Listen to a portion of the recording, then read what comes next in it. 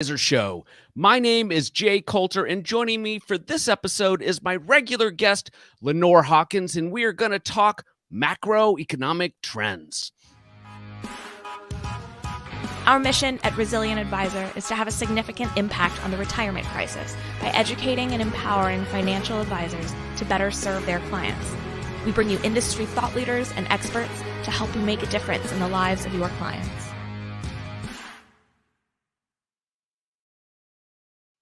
Lenore, you've been a regular guest on this show now for almost 3 years. I appreciate you coming on. Pre-pandemic, during the pandemic, now we are hopefully talking about the economy post-pandemic. You're always a wealth of information. You always bring lots of charts. Let's dive right in. What are your thoughts on the job situation today? So we have a really, really interesting situation with jobs. It's one that we haven't really seen before. So just last Friday, we got the monthly employment report, and it was a disappointment, but all the headlines were kind of reading that it was a Goldilocks disappointment. You could see that we only got about 560,000 new jobs versus 671,000 that was expected. But it was a bit more than twice what we'd gotten the month before. So that was kind of good. Headline unemployment rate fell to 5.9% from 6.1%. Again, kind of sounds pretty good.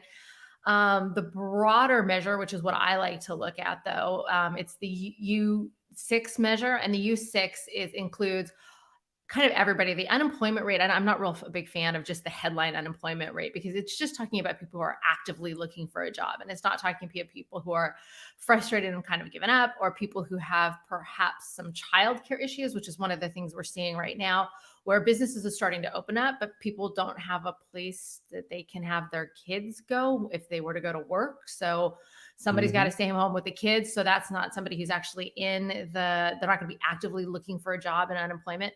The U6, the chart we have here, that shows kind of the broader picture, and that's at 10.2%. So you've still got of the kind of larger in a labor pool, over 1 in 10 people are still looking for a job. Now, that Lenore, doesn't sound so great. Yeah. Hey, Lenore, can I ask a question right there? There are for hire signs all over Atlanta, Georgia, and I'm hearing about this all over the country. It's hard to connect those two. Help us with that. Yep. Well, we will get to that when we look at the job openings. That is where things get really, really interesting. Okay. Because there's two parts to this, and you're completely right. So we've got that 1 in 10 people still looking for a job. What's also telling is if we look at the labor force participation rate, and this is what really concerns me. So when you think about the growth of an economy, what makes an economy grow? Just two things. It's the labor force, so people working, and it's productivity, how much they can get done. You put those two together, and that tells you how fast your economy can grow. One of the reasons China has grown so fast is it's been bringing all these people from agrarian rural economies, bringing them into the more modern era. That increases their productivity, right? When you have somebody working on a farm versus when you have somebody working in office, productivity goes up dramatically. That's why they've had such fast GDP growth. The US has been fairly stagnant. And here with this labor force participation chart, you can kind of see part of the reason that our economy has been growing so slowly since 2000. Part of it is the labor force participation rate. It's been going down. So the percent of people in the economy that are willing, interested, and able to go get a job continues to drop. And we saw during the pandemic crisis where that plummeted. That's over on the far right. It really plummeted. But still today, it is back where it was in the mid 1970s. And why the economy was so gangbusters and in the 1980s and the 1990s, later 1980s and 1990s, was because that labor force participation rate was just going up and up and up. And a lot of that was women coming into the workforce. So you had accelerating. It wasn't just that you had to increase the population of the country. You had a bigger percent of people that were going to work. And that's what made the economy boom. Since then, it's been ticking down. And it's very concerning right now to see that while it dropped massively, as you would expect during the pandemic, it hasn't really gone back up to even where it was, which was not so great pre-pandemic.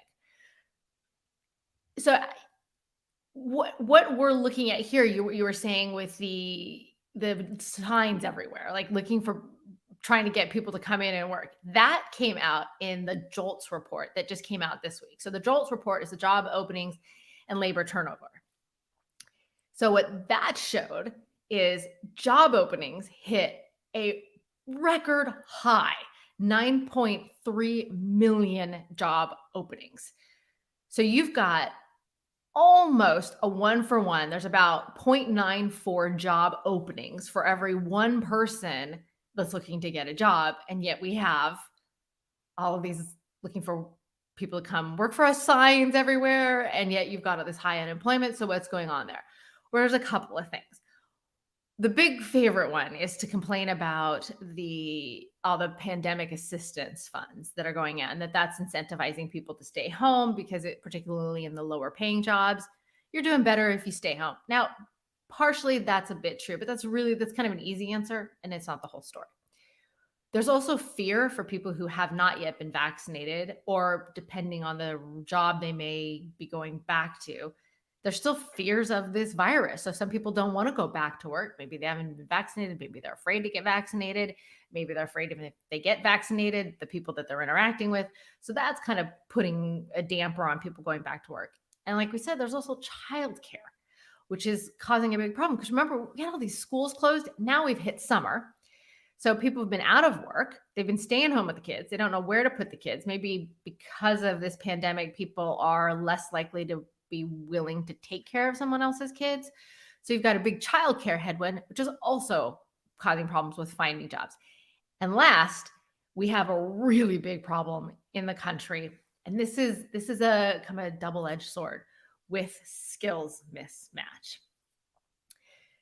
The skills mismatch, I think, is going to be the biggest challenge. And so if go to the next slide, this is what is both concerning for the labor pool and fantastic longer term for what could be possible in the country. So this chart shows us the labor productivity. And you can see off on the far right, skyrocketed during the pandemic. Now, how does that happen?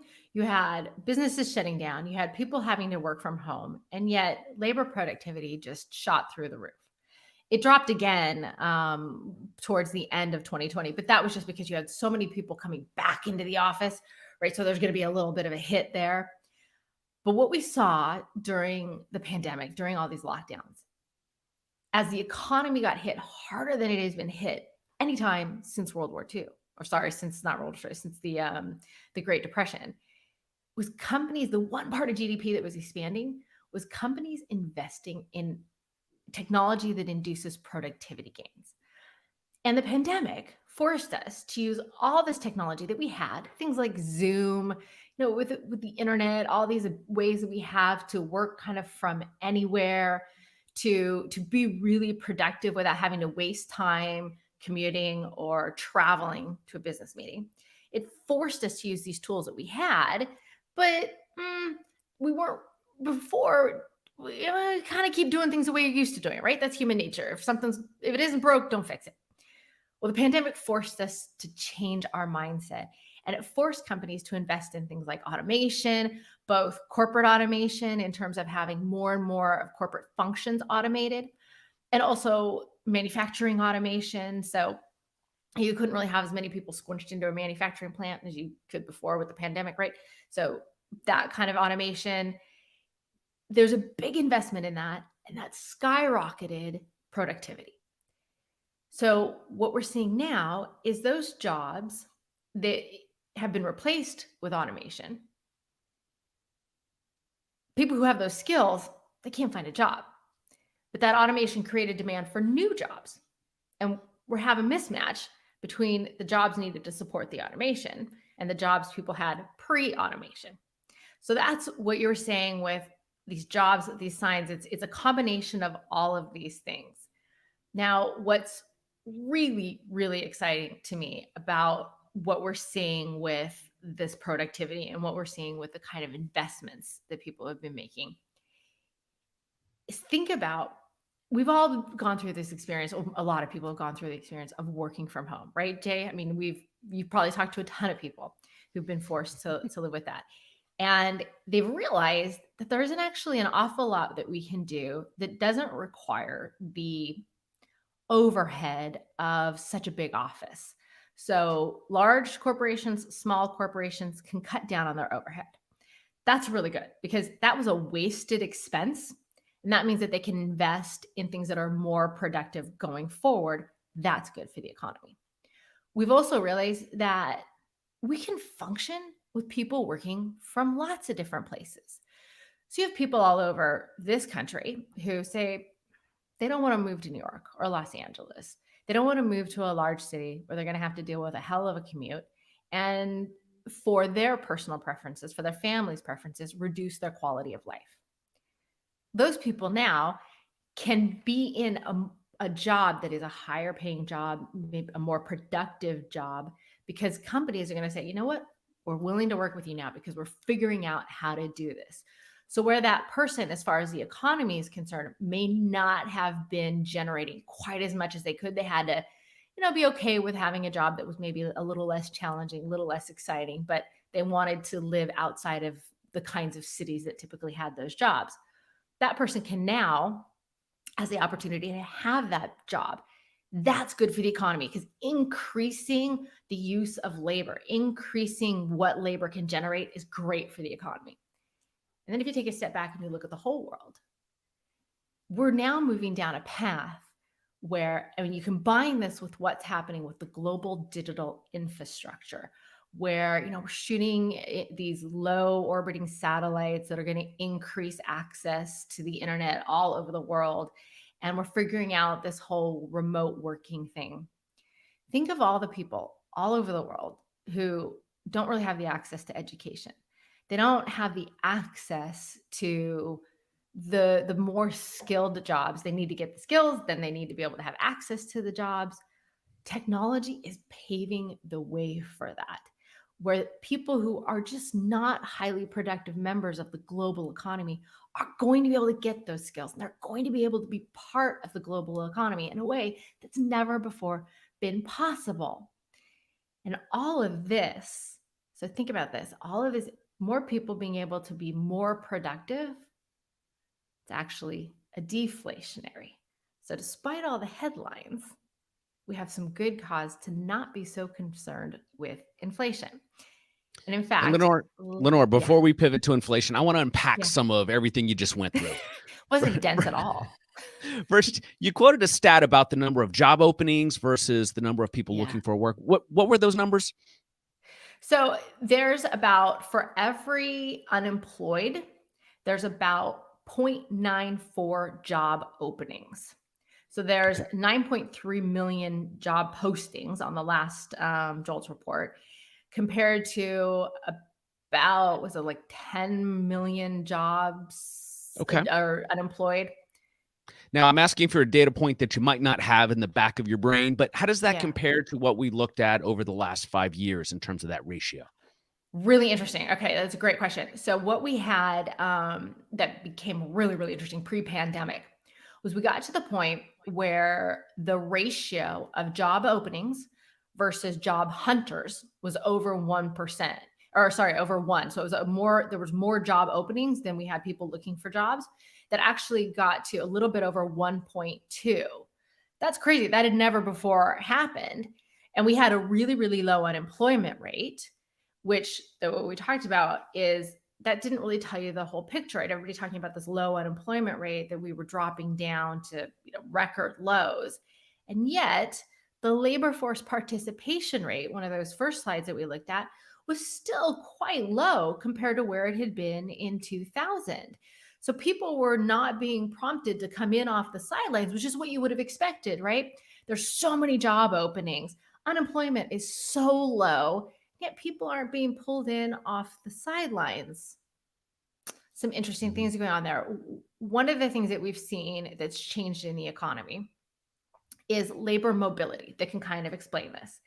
And what labor mobility refers to is people being able to fluidly move through the economy to where there are jobs available, move away from places where maybe there aren't so many and move to places where there are. And that mobility refers to not only geography, which is kind of obvious, but also to industries. And we've seen labor mobility over the past 40 years has really come down. A lot of that has been a geography. And what we've seen at the same time happening is a rapid increase in regulation, which is another thing that has me excited that this pandemic might be a silver lining. So we've seen this regulation go up, which has mobility go down, which kind of makes sense because if you think about how you get regulated on primarily on a state by state basis. So if you're in an area where those jobs are becoming less plentiful, but you're in some sort of an industry that's regulated, there's some licensing involved, the cost of moving from one state to another goes up. What we saw during the pandemic was an awful lot of those regulations just thrown out the door. It was necessary.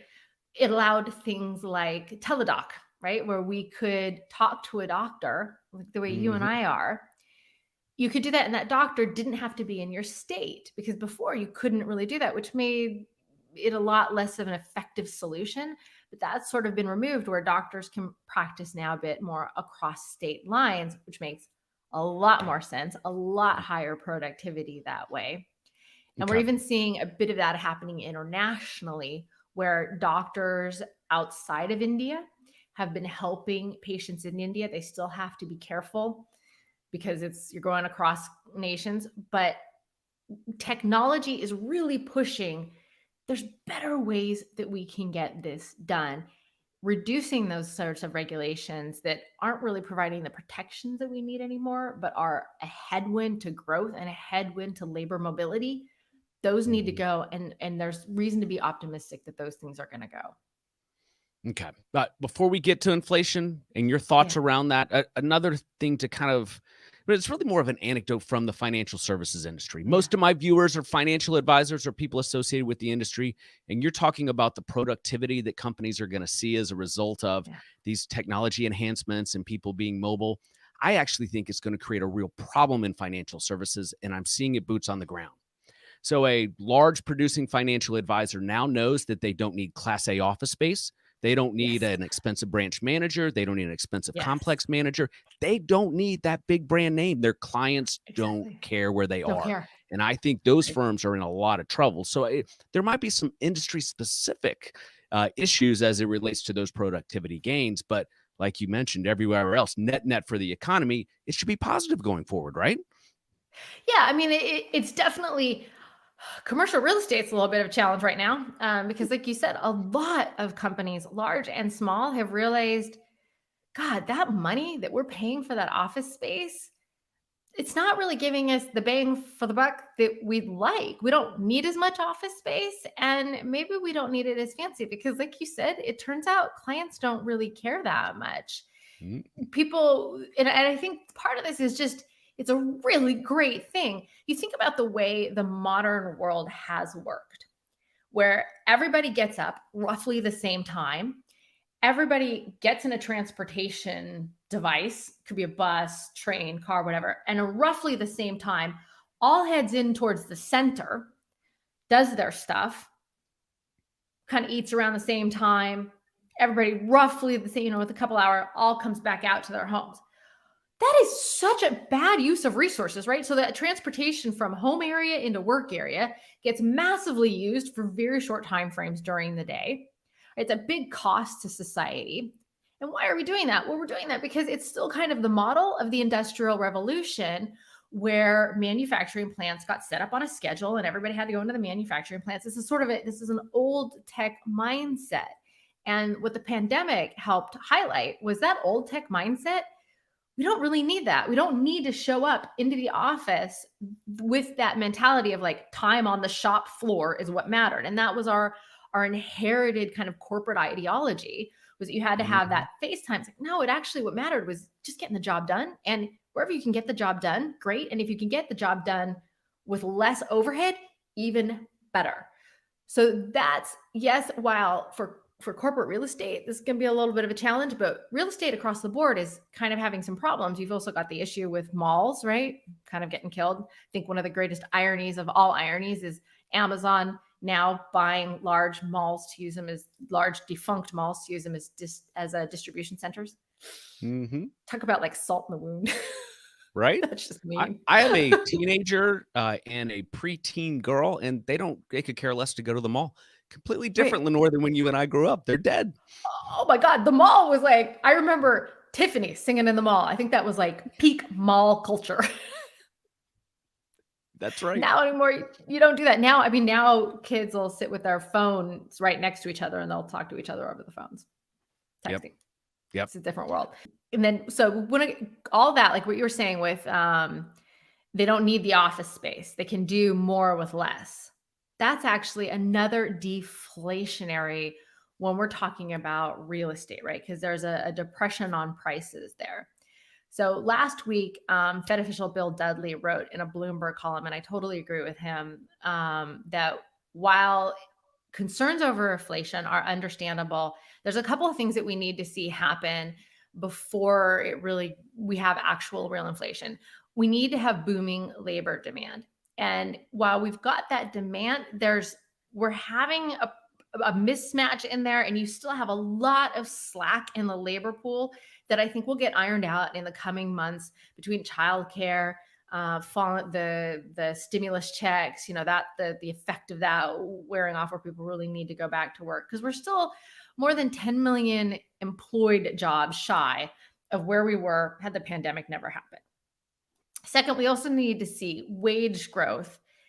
Now, we have been seeing wage growth pressures that have been a bit stronger than what we've seen in the past. And that's been one of the complaints, is that while corporate profits kept expanding, wage growth wasn't really keeping up with that, which meant that corporate profits were kind of getting outsized benefit versus wages.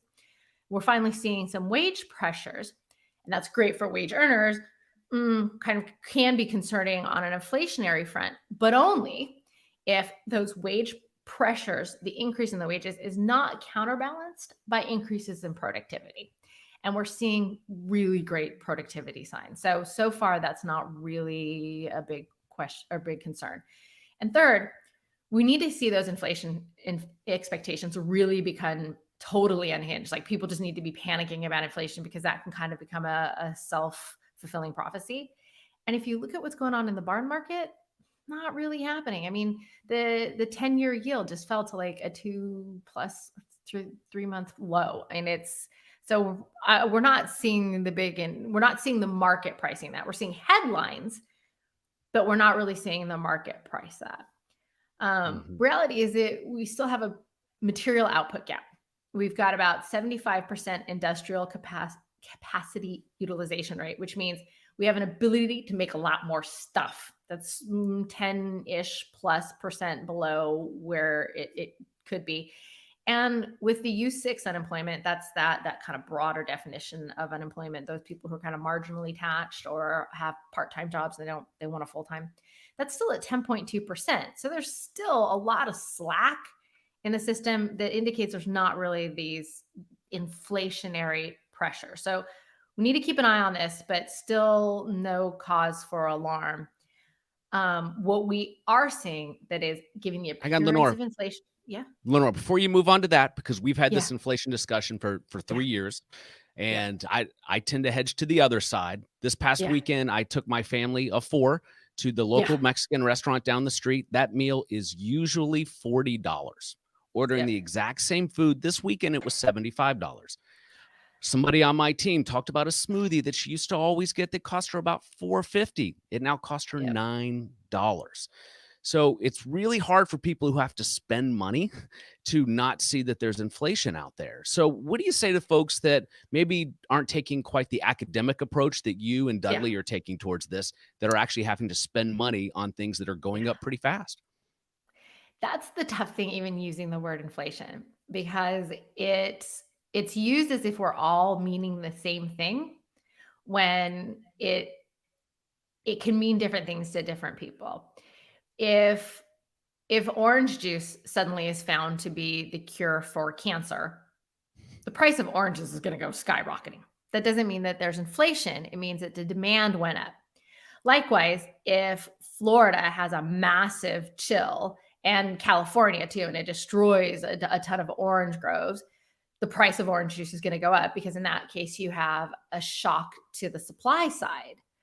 That also results in prices going up. That's not inflation. You've got either a demand shock or you've got a supply shock that throws everything off, and prices respond accordingly. What we're seeing right now is there's a couple of things. You've got a supply chain that is still a mess, global supply chains, because parts of the world were shutting down at different times than other parts of the world. You have container ships. You have record numbers of container ships full of things, like sitting off the ports in Los Angeles, Long Beach. Then you have other ports that are desperate to have empty container ships because they need to put stuff in them and they don't have them. Now, this used to all work kind of smoothly. We had because you think about that, those logistics, that's really complex.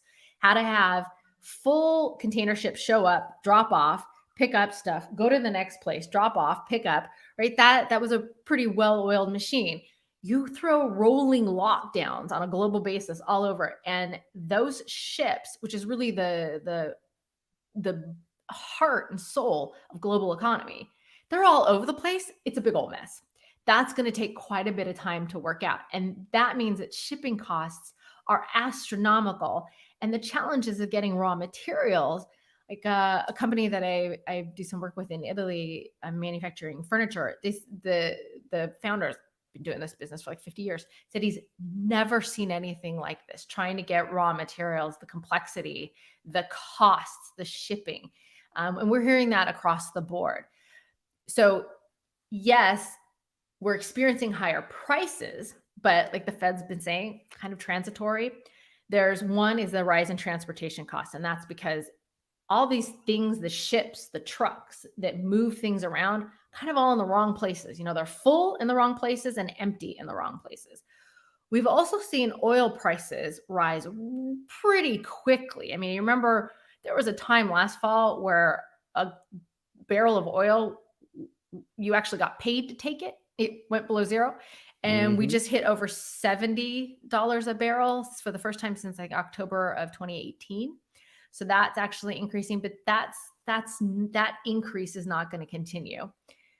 We're seeing China, there's a bit of a demand shock, rising demand for grains and soybeans. So that's kind of pushing prices up. Then to make this all even more fun, a really bad drought in Brazil. And they're a big exporter of corn and soybeans. And also we're seeing a growing demand for vegetable oil for biodiesel. So that's another kind of shock on the demand side. Putting this all together, yes, prices has gone up. I mean, to your point, global food prices rose by the biggest margin in a decade, according to the United Nations Food and Agricultural Organization's monthly index. It jumped 40% in May. But human beings, we tend to think of these things as kind of linear, like it's just going to keep happening. These are one-off shocks. They should be. I mean, that's what we're expecting. If in the fall, we're still seeing these price increases, then we need to rethink this. But for now, have every reason in the world to believe that this is still much more just transitory. So before we move on from inflation, do you think, due to governments benefiting from not being completely truthful about the inflation measure because of liabilities that they have to pay, and I am not just talking about the U.S. government, all governments, there have to be some other resources to measure inflation, not just for financial advisors and portfolio managers, but for people. What do you look at? I like the billion. It's MIT has this like billion price metric that goes out on the internet and it scans like the prices of billion things. It's much more diverse because, like, for example, the government's, the CPI, the one that they use, the core CPI, it takes out the cost of energy and housing because, those are things we don't care about. Yeah, it don't go up. Right. Those don't really matter. They're not a material portion. Yeah, I agree with you. These measures the government's official measures are highly inaccurate, which is actually one of the problems too we're facing with measuring productivity. because the way we measured productivity is, again, back from the industrial age, and it's not really well suited for the technology age. So measuring Fair enough. Yep. how we're actually, what productivity is really doing is it's under measuring it. All right, let's pivot. I cannot believe we're already 30 minutes in. You and I could probably do a 2-hour show if we were given enough of a window. Let's talk about Pretty U.S. good. housing. Yeah. So this is something that people aren't really talking about with, which surprises me. We're seeing, yes, home prices have been skyrocketing, but a lot of that has been driven because of such low volumes. Like we have really, really low volume of homes. So people aren't putting their homes on the market, so small supply, which is just pushing prices up. Great for homeowners to see their home prices go up. But what we have been seeing that is concerning when we look towards the second half of this year is that homeowners pulled almost $50 billion in equity out of their homes in Q1. That's the highest level, to put it in context, since 2007. And that's up nearly 80% year over year. That is a lot of cash, right? That's the home as the ATM again. That's a lot of cash flow that was coming into homeowners' pockets that they can then go use to spend. So you had this big, unusual, right? And that's not something that's like recurring cash flow. That was the problem we learned back in 2006, 7, and going into 8, that crash in consumer spending because people had been using their homes as ATMs. That just happened again. That's a little bit concerning. We had both the home as an ATM and you had those stimulus checks. So big shock that there was a huge spending spree. Not exactly. That is, I think, a big headwind to spending going forward. All this talk about savings and dry powder, not really sure about that. What we're seeing in housing too is some signs that this could be rolling over. The mortgage applications, it's been rolling over. While that had just been going up and up and up, it's starting to slow. And the level's now down to where it was February 21st, the week of February 21st in 2020. That wasn't exactly a great time, right? Right. The purchase index fell 3.1% and is now down in 2 of the past 3 months. And it's now off 18% year to date. So again, some signs that this may be slowing, which is, anytime you see such asymptotic moves, like in housing prices, in cryptocurrency, there has to be a correction going the other direction. So not a big supply there. So yeah, I feel like we've been talking about that for a couple of quarters now, and we're waiting for this movie to play out that we've seen before. But as I've learned, bubbles can blow bigger than you ever thought. I will say anecdotally, in the suburbs of Atlanta, I do see significantly more for sale signs that aren't moving as fast as they used to. 6 months ago, you put your house up and somebody was coming in and buying it sight unseen sometimes. Not as much anymore. And I think a good bit of that's kind of what we've been seeing with the markets is the stock market, is that there was so much optimism already priced in, so much perfection priced in, that what was going to come in and be a positive surprise to the upside. We saw this with the recent earnings season, where companies could beat on top line, on bottom line, and improve guidance, and their share price went down. That wasn't an unusual thing to see. And when you see that happening pretty frequently, that's just telling you that there was an awful lot priced in. When you look between now and like the end of the year, what kind of spectacular news is going to come in that's going to go, oh, this is fantastic, didn't see that coming, and reason to be excited. And now, but also to your point, that these bubbles can go on longer. This is a market that is very difficult to ever go against, because the federal government, and particularly the Federal Reserve, seem to have really tied their own personal metrics of success informally to the stock market. So if we see the stock market really starting to take a hit, and it's been pretty boring lately, pretty flatlining outside of course, meme stocks. Wendy's is now the new hot thing. I wouldn't be surprised to see the Fed stepping in and maybe providing a little support as it does again, because part of that makes sense in that you've got a ton of baby boomers who desperately need their retirement accounts to not tank because the government couldn't really step in and support them. So you need to keep that stock market up. Now, the attempt versus the ability, that's a different conversation, but That's a whole wouldn't be nother show, surprised to Lenore. That's a exactly. whole nother show. All right, So let's kind of put this all together and talk about yeah. your thoughts around GDP as we wrap this up. So, The given bottom everything line we've is, yeah, we're seeing those expectations are starting to come down, right? The Atlanta Fed nowcast was expecting about 13.6% for Q2. It then dropped to 10.3, and now it's down about 9.4. And it's kind of known to always be a little bit on the high side.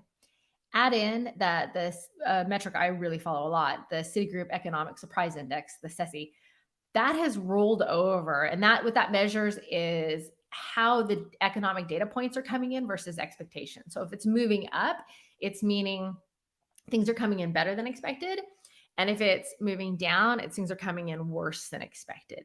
It's now where the economy was last June when things were in lockdown mode. We were 5 months away from any vaccine announcements, when it was just pretty grim out there. So what we are seeing, the economy it's good. I'm not saying that, sky's not falling. It's showing, because there's economy and the market are two separate things. The economy is showing signs of this recovery slowing. So that pace is slowing. And meanwhile, the stock market has the expectations for whoa, and it is already priced to perfection, which means that across the board, those major indexes are going to most likely struggle, barring any sort of, happy shock or negative shock. It's going to be struggling, but that doesn't mean that there aren't specific themes that can still do well. Happy shock. That's a new term. I think we need to start getting that into this recovery here. We like to see lots of happy shocks in the economy. Lenore, let's wrap with this. So next time you and I talk specifically about the economy, and I want you to forecast here a little bit. What do you think the 2 or 3 hot topics we will be talking about? And keep in mind, we now cut clips out, and I'll be playing this back for you. Yep. I think the lack of labor, I think the labor force participation rate is going to become more of a topic. The kind of the U6, that larger measure of unemployment, is going to get really, really frustrating. And I think that's going to slam up against stimulus talks. Because it's really interesting right now to have the Fed and even Janet Yellen on the one side talking about, do we need to consider taking some measures to put some brakes on because of inflationary pressures? And at the same time, you've got the administration saying, I need this multi-trillion stimulus package. That's like drinking coffee and taking a Unisom. So I think that'll be a big topic as well. And I'm hoping that productivity is going to be a big topic. It should be. Lenore, I appreciate you coming on. I always love rolling through charts with you. We'll see you next quarter to talk a little bit more about the macro economy, and we'll revisit these thoughts here. I appreciate you coming on. Thanks, Jay.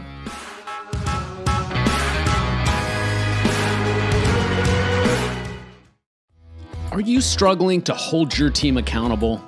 Do you struggle getting them to see your vision and drive results? The Resilient OKR system for financial advisors could be your solution. OKR is an acronym for Objectives, which are your big inspirational goals, and Key Results, which are how you and your team are held accountable. This is the Silicon Valley method that drives growth at major companies such as Intel, Google, BMW, and Disney. Move your business results away from opinions and measure it with data. Pick up your complimentary access to the Resilient OKR system for financial advisors by visiting resilientadvisor.com.